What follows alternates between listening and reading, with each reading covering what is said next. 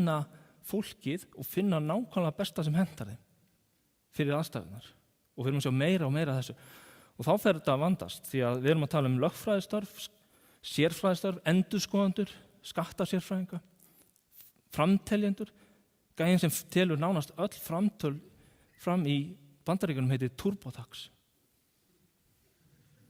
Þetta bara að verða fullkomnara.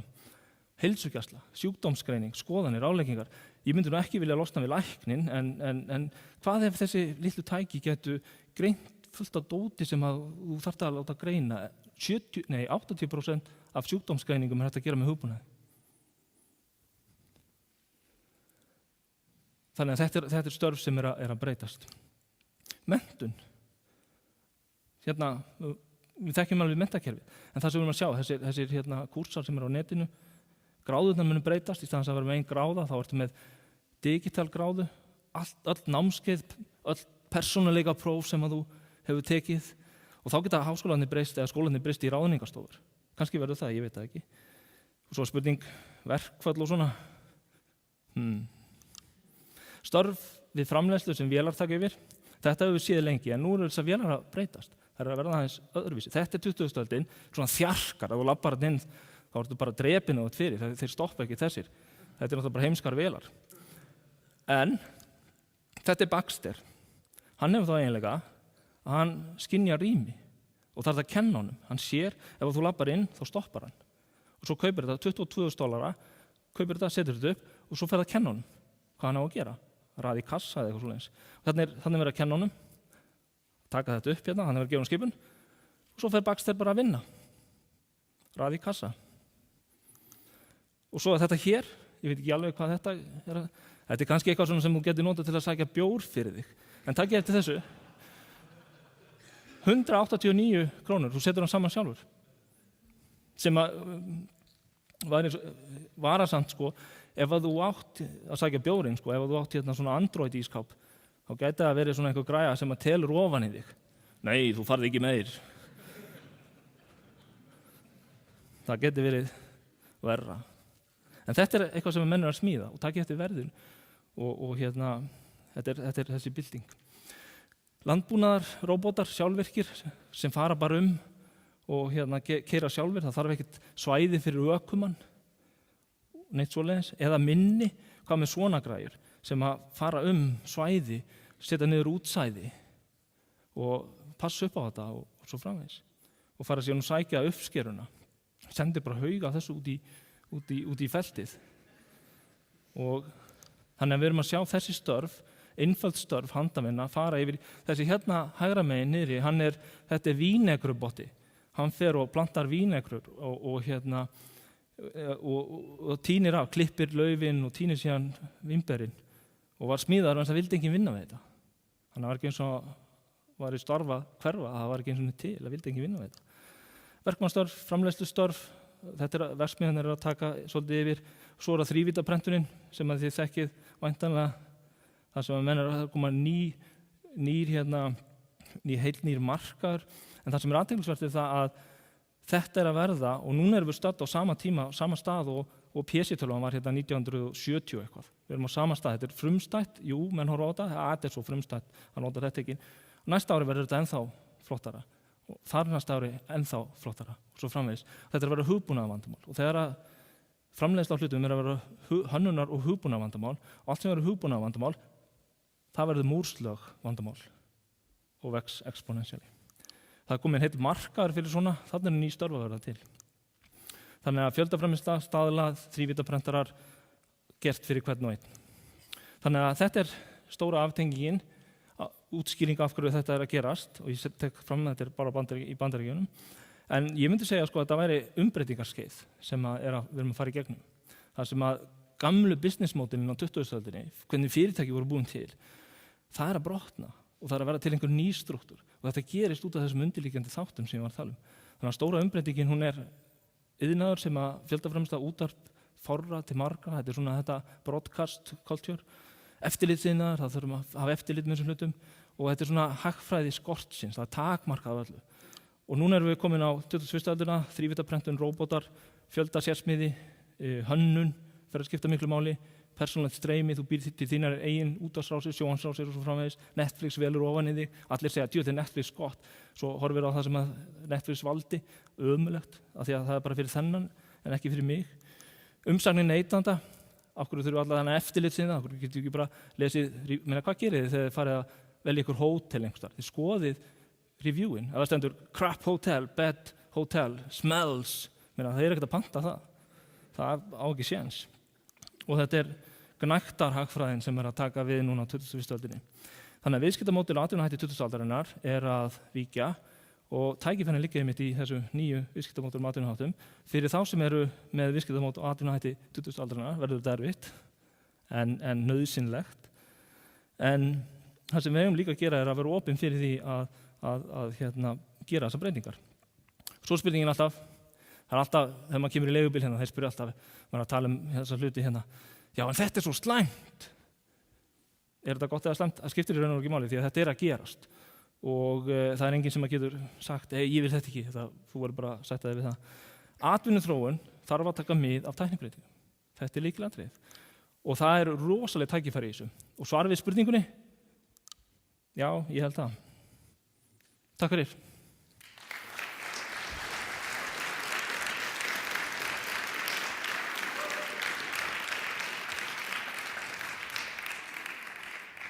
Ólafur ætlar að hinkra aðeins við, þannig að ef það er spurningar, komið.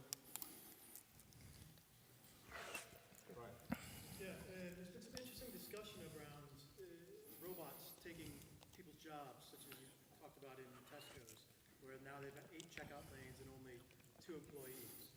And there's been some interesting discussion now that countries like Switzerland has implemented universal paychecks for everybody.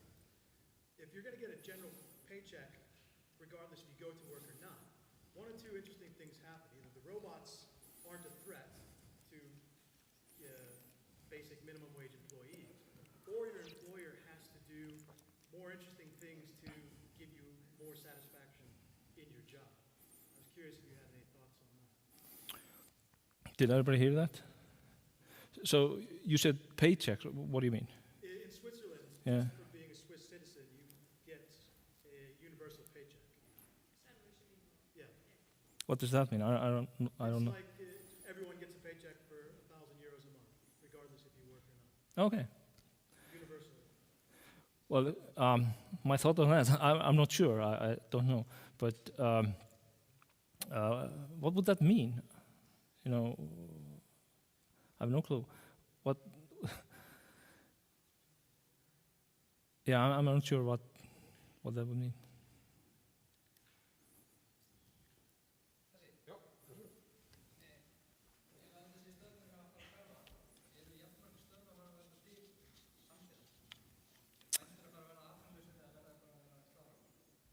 Ég held að við þurfum að losna við þessi störf, actually, sko. Þannig að þetta er bara sóandi hæfileikum fólks. Nema að menn séu náttúrulega hæfileika lausir, sko. Þá væri það. Já, einmitt, nákvæmlega. En ég held nefnilega að það verður, að því að við lifum í sko, málega það, eina sem við sjáum í dag, það er það sem er búið að gerast, það er fortíðin. Við höfum ekkert sýn á framtíðina. Og það er svolítið galli, en það er bara það sem við höfum. Og þetta þýðir það að við metum allt eins og það hefur verið. Við sjáum ekki möguleikana í framtíðinni. En það sem ég held er það að þegar það verður umbreyting, þá munum verða til fullt af nýjum störfum. Þó svo að hagtölurnar sýni þetta í Bandaríkjunum, menn hafa miklar áhyggjur af þessu. Það getur líka verið efnahagsstjórnin sem býr ekki til störf eða eitthvað, því að Bretarnir gera þetta mjög vel. En ég held að það verði bara gott að losna við, eins og hefur alltaf verið í gegnum tíðina, sko, bara gott að losna við svona handavinnustörf og fara að gera eitthvað svona skemmtilega, meira gefandi. Hvað fleiri? Hvað segirðu? Já, robotarnir.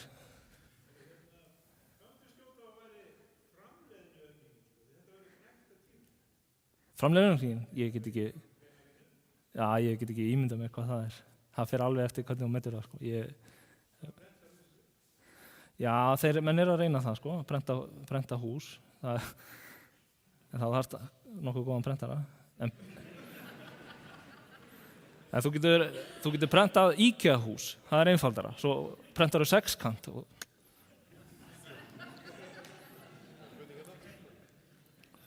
John Adams hafa sagt að hann þurfti að stunda pólitík og stríð til þess að synirnir gætu stunda business and commerce og þeir vildu gera það sem þeirra synir gætu stunda vísindi og listir og svo sýnist þetta að vera svona sem Já, einmitt. að skera eitthvað kreatíft meira.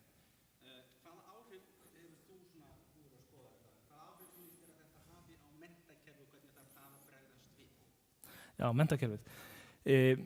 Sko, menntakerfið þarf gersamlega að breytast og tökum sem dæmi dóttir mín, hún var í 7. bekk og hún var alltaf að læra stærðfræði og hún var að reikna stærðfræði og svo var alltaf vesinn á kvöldin þegar hún var að læra að margfalda og hún var margfalda 3 stafa tölur aftur og aftur hver einstu kvöldi og hún bara meikaði þetta ekki og ég var alltaf, mammina var að hjálpa henni og svo enda með því að hún gefst upp og segir, heyrðu þú hjálpar henni hérna og þá fór ég að kíkta á bókina og hún er að margfalda tölur og ég spyr, tökum eitt dæmi hérna, margfalda, segðu mig hvernig myndum við margfalda jú, ekkert mál, hún kann margfaldun pottþétt, barnið kann að margfalda ekkert mál, en kennslan felst í því að gera þetta ógeðslega oft til þess að ná einhverjum hraða upp og þetta er algjör óþarfi þú þarft að skilja þetta og svo notar það bara reiknivél þannig er það bara og þetta er það sem að gera, lögfræðistörfin, af hverju eru þau að tapast?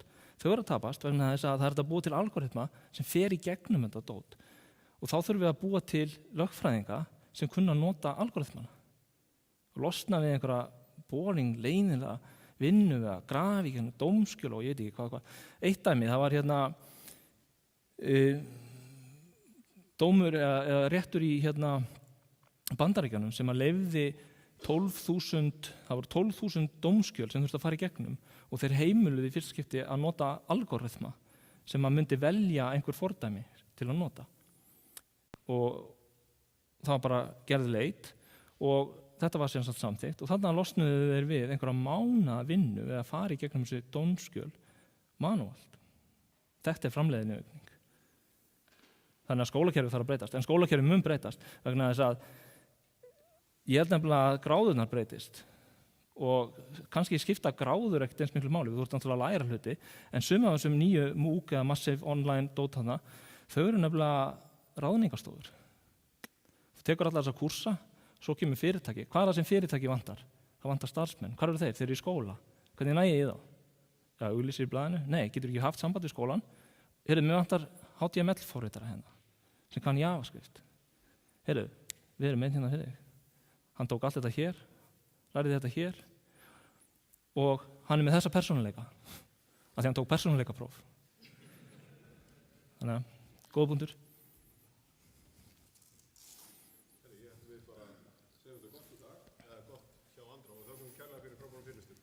Takk.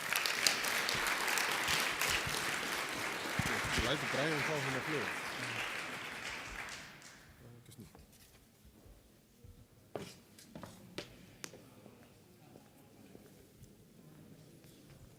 Cheers, that was really good. Við tökum þessa venjulegu 2 mínútur til þess að skipta inn á og út af. En ég get ekki staðist mátið vegna þess að það var mynd hérna bara svona til gamans og meðan Brian er að gera sér kláran þá getið þið farið að skoða hennan prentara hérna niðri í Action því hann er niðri á, og þetta er ekki auglýsing en hann vill svo til hann er inn á Nýherjabásnum.